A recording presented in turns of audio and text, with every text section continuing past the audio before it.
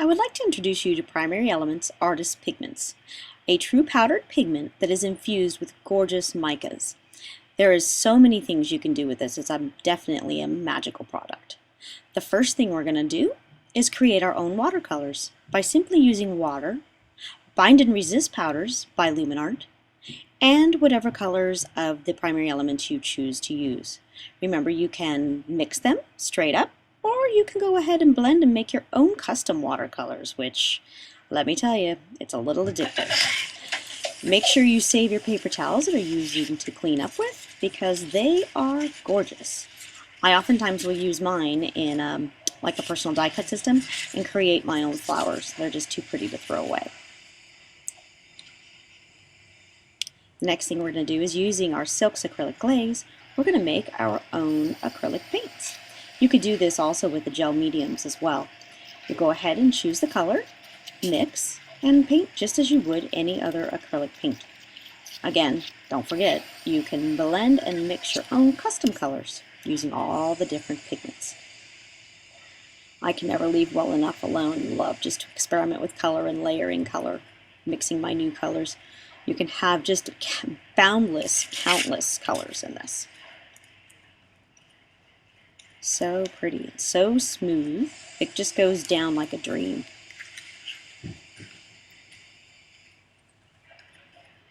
Yeah, I like that. Right there is gorgeous.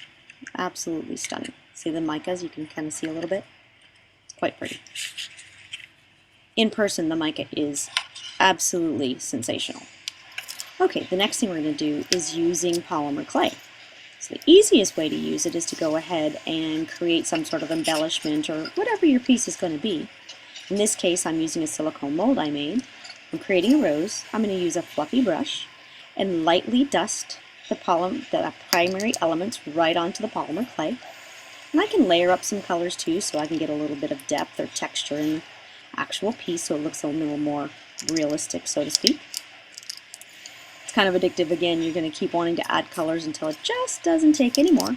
Go ahead and bake to the manufacturer's suggestion. After you bake it, you can go ahead and seal it with a fixative. Next thing we're going to do is, using our stamp pad, I'm using a blue glue pad in this one, to use it with my rubber stamp projects. So I'm going to heat it because it's a glue pad and that makes it sticky. Then, again with the fluffy brush, choosing the colors I want to use, just go ahead and lightly brush over the image with my Primary Elements Artist Pigments. And you can see my bumblebee coming to life. A bee never looks so good, right? Super easy. Once you've added all your color, covered up all the sticky, go ahead and clean it off, and you have a gorgeous primary element iridescent image.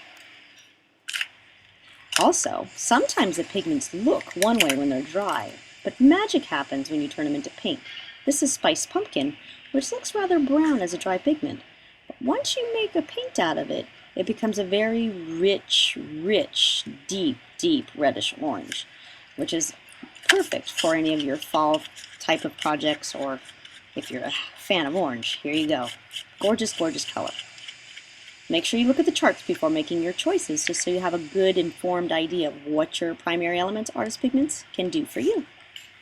Have a great day.